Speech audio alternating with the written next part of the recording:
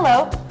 I'm talking to people because I'm very fascinated by who inspires you. So what I've been doing is I've been interviewing somebody, and at the end of that interview, I ask them who inspires you, and then I meet them in the next interview on camera for the first time. The last person that I spoke to was Chiamaka, and I just found her to be such an incredibly strong, beautiful, powerful woman. I loved that she is constantly, in everything that she's doing, is seeing art and creating art from the process constantly. And at the end of our interview, she said that I should talk to the person that I'm about to talk to. And all I know is that they are a writer, a director, a producer. Woohoo! So it is my great pleasure to bring them out. Hi. Hey, great to meet you. Hi. I'm Kate. Aaron. Aaron, nice to meet you. So, Aaron, Yes. How did you meet Chiamaka? So Chiamaka and I were involved in Factory Theater did this program last year because they realized there were very few directors of color, emerging directors of color specifically. So they started this program called the Foreman Program, where they selected 5 directors they had met previously in some encounter, and they paired us up with a professional director, and we essentially assistant directed their season. Then at the end of the season, we got to direct a workshop. So it was kind of like training for directing new work, specifically for directors of color. So that's how I met Chiamaka. I love it. So who was the director you got matched up with? Jennifer Bruin. And what was she like? Jen was interesting because she works in a way that's very different from the way I work. Because Jen's very improv based. I'm very text work based. Like that's kind of my bread and butter. I always go to text when I start working because I'm lost without it. So it was interesting to just see someone really embrace the idea of play because Jen's background is in clown. So it was really cool to see her trust her actors and trust their impulses. And that kind of taught me to do the same. Oh, that's fantastic. Okay, so let's go back. Where are you from? From Hamilton, Ontario. Woo, the hammer. And what age did you leave there? I left Hamilton when I was 18 to go to theater school at Ryerson. I got kicked out of Ryerson. Okay, so wait. Yes. Okay, so you go to Ryerson Theatre School in the what program? Acting program. Acting program. And do you remember what you did for your audition piece? Oh God, I did because Ryerson you have to do a play in 3 minutes, right? Mm-hmm. So I did FOB by David Henry Hwang because I was like, oh, I'm going to embrace the Asian roots. And I did Death of a Salesman monologue because everyone does that. And I did a monologue from Julius Caesar and everyone does that. Okay, so you get into your first year and you got cut? I got cut, yeah. First semester, I was the only blood in their hands. First one gone. Oh, it's awful! Yeah, but like I think that really made me hungry to do things. So I had kind of a 6-month binge where I just went back home and just started like power drinking my way through parties. And it was like, this isn't what I want to do. I want to make theater. I want to make work. I don't want to be beaten down by this. Like, if I hadn't gotten kicked out of theater school, I would not be directing. I would not be writing. I would not be doing what I'm doing right now. So I'm actually really grateful that they kicked me out. Well, and I think that a huge part of this business is being able to handle the waiting and the lulls, right? And if you die in there, right? So you probably got the best lesson you could get from Ryerson by doing that. Brilliant, brilliant. Okay, so how did you go from actor to director? I directed some stuff in high school, and that was kind of what I did in high school, and then I got into acting school, so I was like, bye.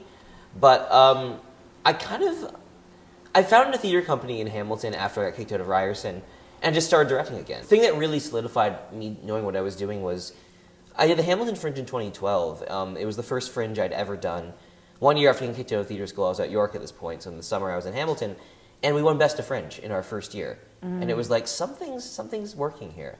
I got punished in the 2013 Toronto Fringe, so I entered for the first time. I got killed, the show was awful.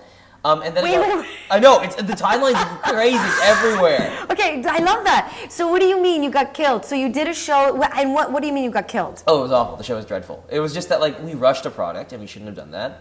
We got killed in reviews, we got terrible audience turnout, we lost money on the show. My company in Hamilton folded.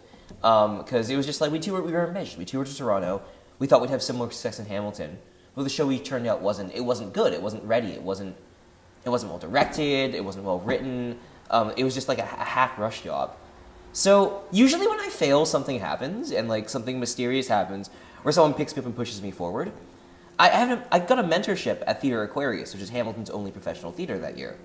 And I was like, okay. So I got to study under Ron Ulrich, who's the director there. And again, works in a completely different style that I do. He does regional theater. So it's like a lot of musicals, a lot of kitschy plays with mostly Caucasian cast, which is great. Because he gets full shows up, like 2-hour musicals up, in 8 days. So I got to sit and I got to watch how he worked. And that changed the way I direct. Because I remember I was watching him put these things up, and I was like, oh, you have a process going into this, but you're still empowering your actors and giving them agency. I want to do that. So it's ironic that most of my training, this is before Factory, most of my early training, real directing training, came from someone who puts up musicals in 8 days. So How are you balancing making money with being an artist? grants. That's one of the things. I've stumbled upon some grants, and I've been applying for grants all the time. I have a Joe job. I cater. Is there anything you won't direct? I don't know how to direct Shakespeare. I just don't know. Why? I don't know pentameter. I don't know. I haven't studied it, so I don't know how to direct it. I don't know how to direct musical theater. I don't say there's nothing I wouldn't direct, but like I don't know how to direct musical theater, and I don't know how to direct Shakespeare. What's your audition process like as a director? Oh, very, very informal, like very conversational. Because like to me, I was mentored by Ravi Jain ages ago, and what Ravi talked to me about that was really exciting was Ravi mentioned that half of directing is casting, because you find out who you want to work with and who you don't want to work with. So to me, it's like speed dating. I see their party package, and we just sit and talk. And I see, do you want to play with me? If you don't want to play with me, see ya. But if you do want to play with me, let's keep going. What is? Because like we are accountable for what happens on that stage, right? Like what we need to do is the show is the actors, it belongs to them, because I'm not in the room every day giving them notes because my job's done after a second preview. But what's really important is that like it's their show, and you give them the tools they need to work through the run and figure out. If you don't give them those tools, and things don't work out, that's your fault. You are accountable for that, and I'm really big on that because it's just like I need to set up my actors to succeed. I'm going to ask you some rapid fire questions. Cool, I'll answer it. Now you're going to answer today this, but tomorrow you could answer something different, right? Sure. So I totally get that. All right, here we go. Okay. 5 plays. Mustard by Kat Sandler, Butcher by Nick Bion, Acquiesce by David Yee, Carried Away on the Crest of Wave by David Yee, Retreat by Kat Sandler. I used playwrights twice, but whatever. Perfect pizza. Hawaiian. Hawaiian, always Hawaiian. If you could be any age for a week. Age? Now. I'm 24. I love being 24. So 24. What cheers you up? Sushi. Morning or night? Night. If you could bring any person back to life? My grandpa. He has dementia, but he's pretty much dead right now. So it's like I want to talk to him. I want to find out more about his story. Ever been fired? Sort of, almost. Best decision you've ever made? Choosing to say yes to leaving Ryerson. Choosing to accept psychologically that I had been kicked out. Favorite junk food? Oh, God, Starbursts. Best thing about living in Toronto? Chinatown. Worst thing? Chinatown.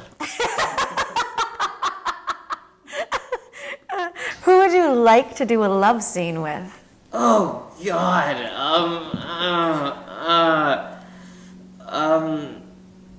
I don't know. That's my answer to you. I don't know. I think if I did a love scene with my friend Zach, it'd be very strange and awkward. So I'd say Zach Parker's, because it'd be really weird. We just kind of sit there, and we wouldn't know what to do, and we'd have to do stuff, and it'd be a very painful experience for everyone to watch. Worst habit? I pick my nose. Woo! Favorite game as a child? Final Fantasy X. What inspires you? Immigrant stories. Because there's a struggle in that, and just seeing how they make something for themselves, how they come to a place and start with nothing. I think that's something that really inspires me. When I saw Hamilton, I remember I was weeping as soon as it started, even though like I'm not an immigrant. My grandparents were, and like I feel their struggle and their journey in my skin. 3 words to describe yourself. Arrogant, dedicated, sleepless. Arrogant, dedicated, sleepless. Oh, I have thoroughly enjoyed talking to you. Yeah. So who do I talk to next? Don't tell me their name. Okay. But just tell me a little bit about what they do and what I should know. This person is, she's the outreach coordinator at Cahoots. She's another one of the factory's foreman, so I'm passing the torch from Chiamaka to me to another foreman. I'm really inspired by her because she's a community activator, and she's an actor. She's doing work. She's done work at Shaw. She's working at Stratford. She's an Asian Canadian actor who's a community builder and director, and she's working. not just working in the indie scene, she's working professionally. She's making her living through this. And just hearing when my peers are working inspires me to work. So that's who I'm sending you next. Oh, well, I can't wait to meet her. Thank you so much. Well, this was like so, I just feel juiced and inspired by you. Yay. All right. Well, okay, so I'm trying to